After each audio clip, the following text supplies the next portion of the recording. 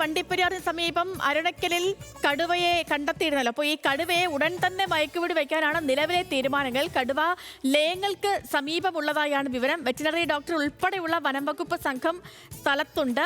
ലയങ്ങളിലെ തൊഴിലാളികളോട് പുറത്തിറങ്ങരുത് എന്നുള്ള നിർദ്ദേശവുമുണ്ട്. Alvin Thomas ഉണ്ട് വിവരങ്ങളുമായി. ആൽവിൻ, ഉടൻ തന്നെ മയക്കുവെടി വയ്ക്കാനാണ് തീരുമാനം അല്ലേ?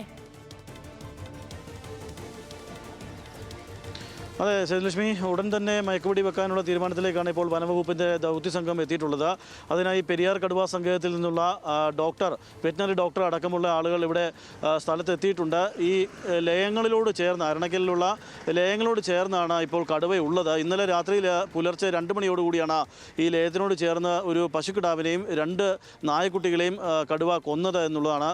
അതിലെ ആ ദൃശ്യങ്ങളും നമുക്ക് ലഭിക്കുകയുണ്ടായി. ആ ദൃശ്യങ്ങളും നമുക്ക് കാണാവുന്നത് പോലെ കഴിഞ്ഞ ദിവസങ്ങളിൽ ഈ പ്രദേശത്ത് ഉണ്ടായിരുന്ന കടുവയാണ് ഇന്നലെ വനംവകുപ്പിൻ്റെ നിരീക്ഷണത്തിൽ നിന്ന് മാറിപ്പോവുകയെന്ന സാഹചര്യം ഉണ്ടായത്.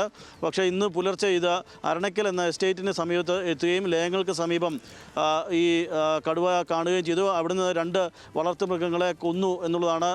കടുവ ഇന്ന് പുലർച്ചെയാണ് ഈ 2 വളർത്തുമൃഗങ്ങളെ കടിച്ചു കൊണ്ടുപോയത്. അതിനുശേഷം വനംവകുപ്പ് ഉടൻ തന്നെ പുലർച്ചെ തന്നെ ആ സ്ഥലത്ത് എത്തുകയും ആളുകൾ അറിയിച്ചതിനെ തുടർന്ന് അവിടെ എത്തുകയും ചെയ്തിരുന്നു. അതിനായി പ്രത്യേക നിരീക്ഷണ സംഘമാണ് എത്തിയിട്ടുള്ളത്. ഡ്രോൺ അടക്കമുള്ള നിരീക്ഷണ സംവിധാനങ്ങൾ ഉപയോഗിച്ചാണ് രാവിലെ കടുവയെ ലൊക്കേറ്റ് ചെയ്തത്.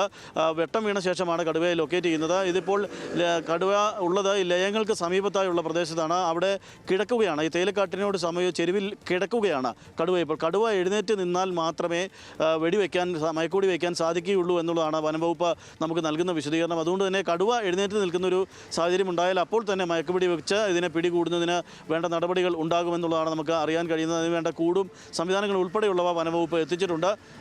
ഈ കടുവ എഴുന്നേൽക്കുന്നത് കാത്തിരിക്കുകയാണ്. ഏതാണ്ട് 20 മീറ്റർ അപ്പുറം മാത്രമാണ് ഈ ദൗത്യസംഘം ഇപ്പോൾ കടുവയ്ക്ക് അടുത്തുള്ളത്. 20 മീറ്റർ അപ്പുറം മാത്രം ആണ് ഉള്ളത്. അതുകൊണ്ട് തന്നെ ഏത് സമയവും കടുവ എഴുന്നേൽക്കുന്ന ഒരു സാഹചര്യം ഉണ്ടായാൽ അതിനെ വെടിവെക്കാൻ തന്നെയാണ് ഇപ്പോൾ തീരുമാനമുള്ളത്. മയക്കുവെടി വെച്ച് അവിടെ നിന്ന് പിടികൂടി ചികിത്സ നൽകുന്നതിനായി പെരിയാർ കടുവാ സംഘത്തിലേക്ക് കൊണ്ടുപോകും എന്നുള്ളതാണ് നമുക്ക് ഈ ഘട്ടത്തിൽ മനസ്സിലാക്കാൻ കഴിയുന്നത്. ഏതായാലും മുഴുവൻ സംവിധാനങ്ങളും അതിനുവേണ്ടി നിൽക്കുകയാണ്.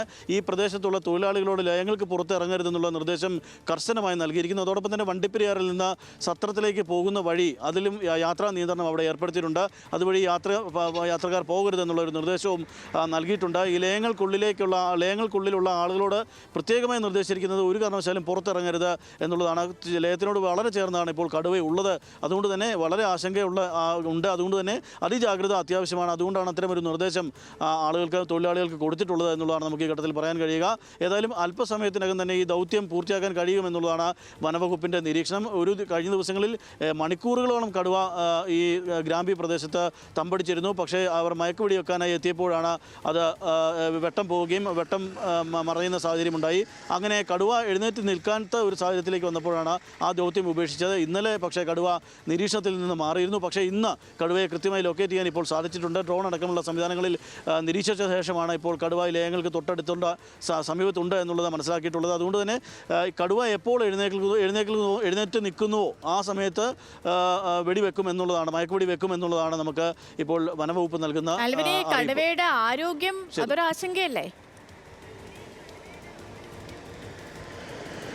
തീർച്ചയായും അതൊരു ആശങ്ക തന്നെയാണ്. പക്ഷേ കഴിഞ്ഞ ദിവസം വനംവകുപ്പ് പറഞ്ഞതുപോലെ തന്നെ അതിൻ്റെ ഇടത് പിൻകാലിലാണ് ഈ മുറിവുള്ളത്. മുറിവ് ആഴത്തിലുള്ളതാണോ എന്നുള്ളതൊക്കെയും പരിശോധനയ്ക്ക് ശേഷമേ മനസ്സിലാക്കാൻ കഴിയുകയുള്ളൂ. പക്ഷേ ഈ ദൃശ്യങ്ങളിലൊക്കെ വ്യക്തമാണ് ഈ കടുവ പിൻകാല് അധികം ചവിട്ടാതെയാണ് ഇത് യാത്ര ചെയ്യുന്നത്, അല്ലെങ്കിൽ ഇത് മൂവ് ചെയ്യുന്നത് എന്നുള്ളതാണ് ഏറ്റവും ശ്രദ്ധേയം. അതുകൊണ്ട് തന്നെ ഇത് ഗ്രാമ്പി എന്ന എസ്റ്റേറ്റിൽ നിന്ന് ഈ അരണക്കലിലേക്ക് ഏതാണ്ട് മണിക്കൂറുകളെടുത്താണ് ഇത്രത്തോളം ദൂരം വന്നിട്ടുള്ളത് എന്നുള്ളതാണ് ശ്രദ്ധേയം. അതുകൊണ്ട് തന്നെ മറ്റ് ആരോഗ്യ പ്രശ്നങ്ങൾ ഇതിനില്ല. പക്ഷേ വേട്ടയാടാൻ അതിന് കഴിയില്ല എന്നുള്ളതായിരുന്നു.